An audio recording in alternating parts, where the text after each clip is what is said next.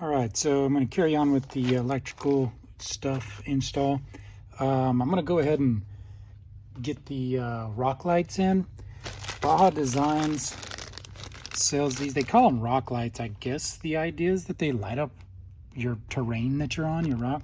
They're just these little, I don't know, single LED in like a metal housing. They're pretty cool.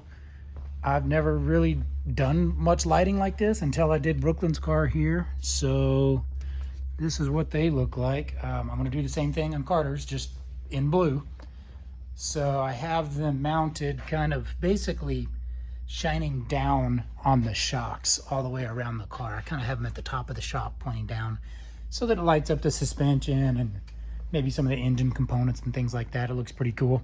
So same type of thing that I'm going to do in blue over here. The wire that I run for this, so I do like home automation and audio, video, home theaters, things like that for a living. And we buy this wire like literally thousands of feet at a time. It's just a 16 gauge 4-conductor wire. It's actually a speaker wire.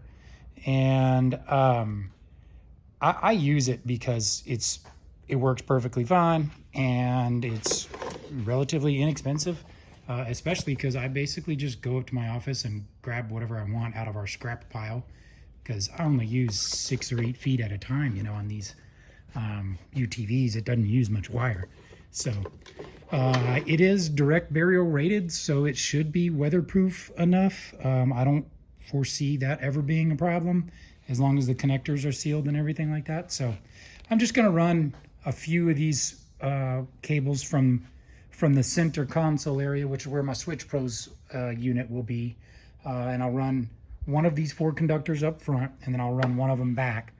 And I'm not going to run the wire for the radios or anything yet, because the Rugged Radios kit comes with its own power wires that are long enough to reach the Switch Pros. So pretty much just going to use this stuff for my auxiliary lighting, like the rock lights, the dome lights, and the whip lights. So kind of go to the cage back there. So since it's a 4-conductor, I basically break that out into pairs. So I'll use like red and black will be positive and negative for these halo lights on the headlight, around the headlights, and then white and green will be positive and negative for the front auxiliary or the front rock lights that I'm going to put up here. So one cable can handle both of those loads. I could switch them all together, but I've never liked doing that. I really like to switch things individually. So the Switch Pros has plenty of circuits for that, and it's keeps it nice and organized. So I'm going to run some of these wires front and back. So in the package of these Baja Designs rock lights, they include this like tubular rubber mount. It's, if you're zip tying it to a roll cage. So that's what the actual light looks like. It's looks like a CNC machined aluminum body sealed on the back with just a wire coming out, anodized black.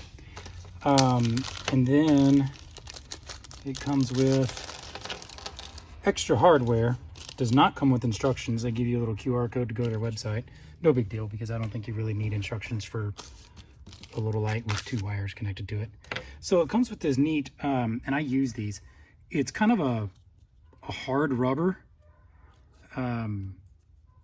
tubular mount. So it has that round body to it, and then it has a couple of channels for zip ties to go onto. And then, so the back of this has little hex inserts for these tiny nuts. And then it gives you 2 different length bolts that pass through that. And so this is what it looks like once it's on. So using the included zip ties, that's how it mounts.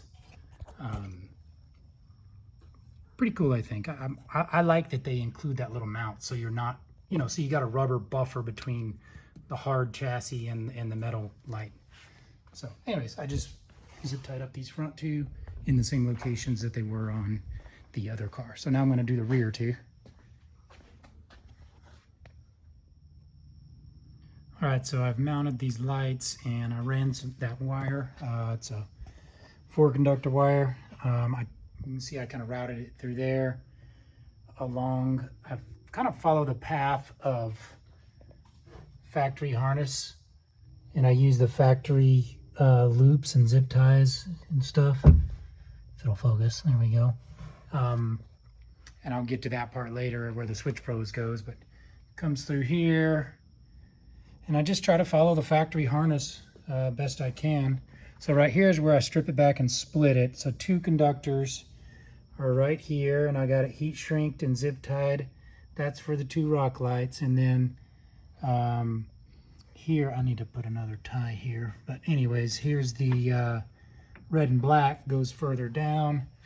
And here's the heat shrinked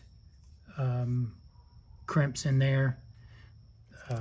And then I just kind of, basically I just zip tied the hell out of all the slack. I cut the wires to length quite a bit, but then zip tied quite a bit of it back. As you can see here, there's kind of a bundle of, there's these little boxes, and then the Baja Designs harnesses, you know, kind of big connectors and stuff. So I just kind of zip tie all those things tight. But it's important that when you do crimps, it's important that you heat shrink them, or at least use like electrical tape, something to kind of weatherproof them a little bit. And it also provides a lot of good strain relief on the cable and the connectors as well.